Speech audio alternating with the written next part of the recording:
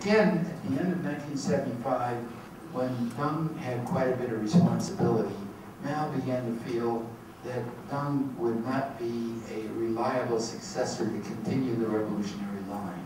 So in early 1976, he said that his successor would be Hua Guofeng, not Deng Xiaoping, even though Deng Xiaoping had held very high responsibilities and for much longer than Hua Guofeng, had far more experience in domestic affairs as well as foreign affairs. So when Mao died in September 1976, Hua Guofeng was the successor. And there was a debate about whether Deng would be allowed to come back to work, but he was allowed to come back to work. And he was allowed to come back to work about a year later in August 77.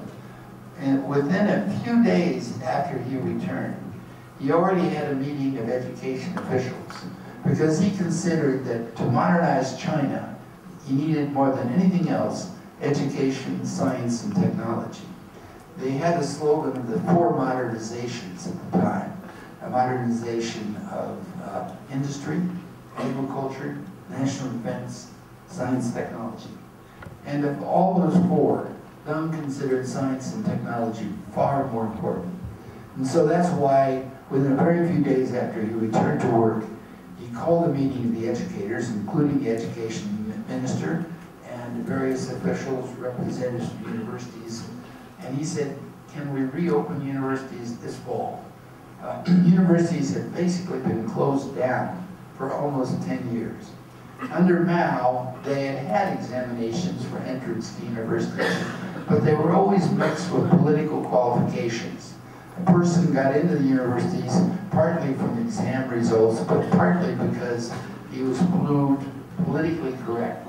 Deng in 1977 said, let's return to entrance examinations, but let's make it entirely on ability. All Chinese can take the exams, and we're not going to have any political distinctions. If they have the ability, they should be allowed to pass the examinations. So in the fall of 1977, when they met, Deng said, can we reopen with examinations in the fall? And the educators gave him all the kind of difficulties that they would face. You had problems in experience in university administration, know how difficult it is to mobilize a bunch of professors to do very much very quickly. And they gave all the kind of problems why it would be so slow. And Deng said, is it possible we can do it this year?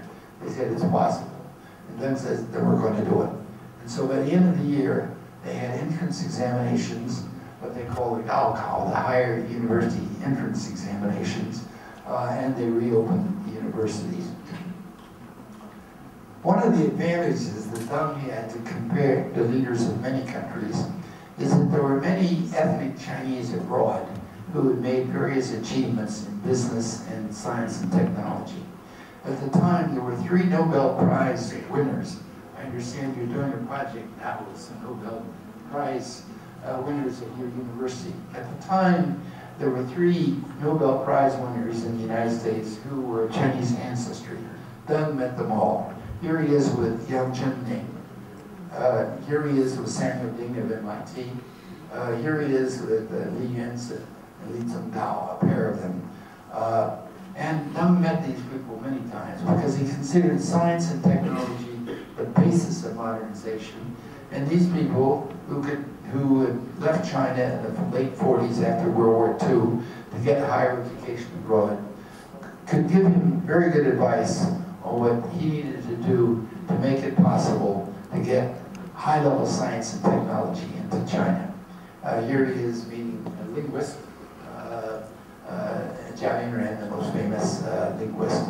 I show this picture partly because Zhao Yunren's daughter, over there to the right, Iris Bian, was my first Chinese teacher. She was very tough, and we struggled through first-year Chinese. Now, another group that was very important in this transition to power before Deng returned in December 1978 were the missions that went abroad to investigate what was going on. I think this mission, the Gumu mission, should be better known. I don't know why it has not received more attention. But when I talk to people in China about this transition of Deng's coming to power, they said this mission was extremely important. Deng had been to France in the early 1920s for 5 years. He had spent a year in the Soviet Union, 26, 27, and he had returned to France in 74 on the way back from the United Nations. He had visited France again in 75. He could see what had happened. But in order to carry out significant change, it could not be just the work of one man. And although in my book I focus more on one man, I also recognize that it took the cooperation of many officials. The idea of reform and opening was not just his idea, it was the idea of many. And this particular delegation played a very extremely important role. Gumu, who was a vice premier, was very widely respected in China. And he got together young people, young by my standards, young meaning 40s and 50s, and these people already had considerable experience in their ministries, but when they returned from the trip, they still had many years of leadership ahead of them. So he picked people from the Economic Commission, Economic Planning, Construction Commission, and various industrial missions, ports, agriculture, from various branches of government who would go on this mission. They were abroad for 5 weeks. They visited Switzerland, France, Germany, Holland, and Belgium. And in these different countries, they divided up in their specialties and visited various factories and facilities. When they got back, people thought the meeting, when they presented to higher officials, might take a couple hours. They started at 3 in the afternoon. They finished at midnight. And what the leaders of this delegation and the members have written is that people expressed surprise. They had been victims of their own propaganda. They thought that China was doing extremely well under socialism. When they went abroad, they realized China was way behind. They had a lot of work to do to catch up. And not only were the foreign countries ready to help them lend money, but they're ready to teach them. So instead of being simply discouraged by being behind, they came back very excited about what they might do to try to get ahead. Here's them talking to the leader of that delegation, Gumu. In November 1978, when the leaders of the party got together at the party work conference, several high-level leaders decided that Hua Guofeng was not quite up to leading the country. He'd been a good provincial leader, but he just simply did not have the strength, the perspective. He was also not bold in allowing former officials who had been criticizing cultural relations to return. And many of these older officials who were already allowed to return felt that Hua Guofeng was not doing enough, moving boldly enough, and they therefore decided that Deng Xiaoping should be their leader. But they also remembered that way back in the Yan'an period in the 40s, while Mao had been a good listener and often discussed various things, after 1949, when he became chairman of the party, and he chairman of the military commission, and he had all the titles, and children began memorizing what he said, and people began to treat him like a god, that he didn't listen anymore. And that if something went wrong, there was not the structure of authority that allowed the country to make changes. It wasn't just that Mao had made mistakes in the Great Leap Forward and the Cultural Revolution, is that there was not a structure of authority that allowed for sufficient effort to correct those mistakes. And so they did not want Deng to have so much authority that if he would begin to behave too much central leadership, that he could override objections. So they never made him premier. He was deputy premier.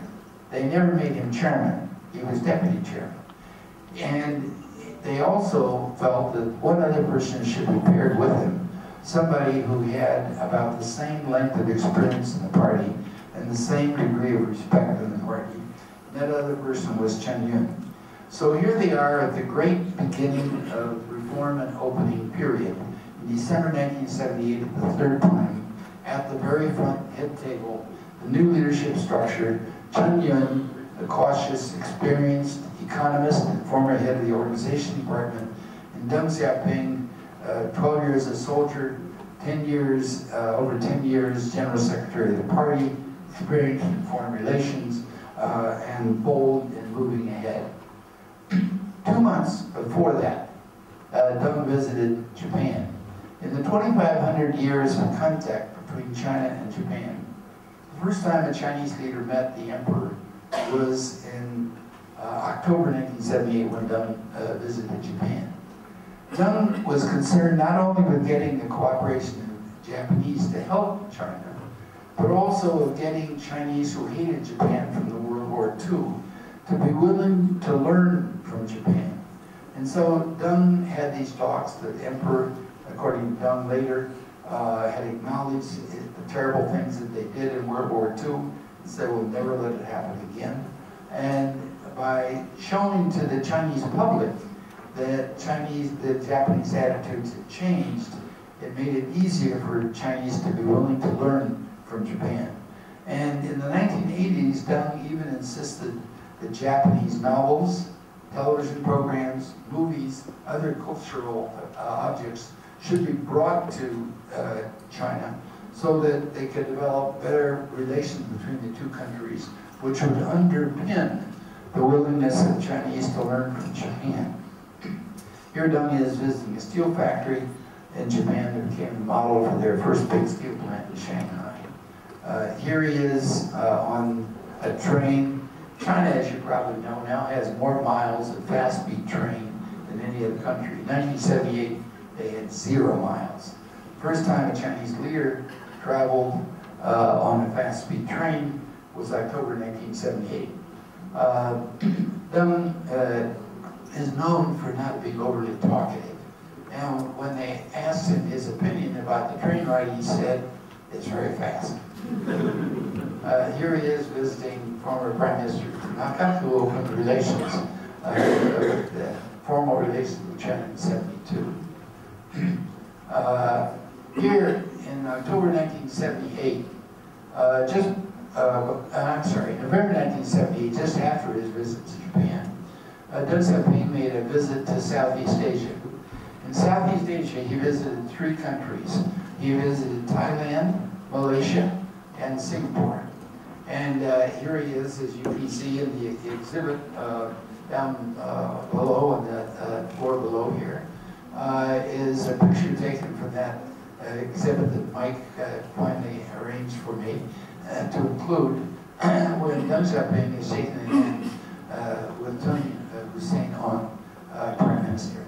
At that time, there were really terribly serious problems because China was still making broadcasts into Malaysia and other parts of Southeast Asia to encourage the revolution.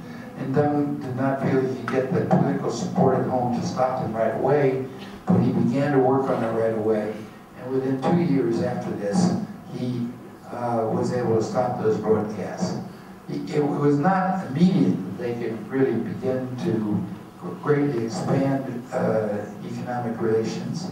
And Tun Razak, of course, had gone to Beijing in 1974 to help pave the way for this opening.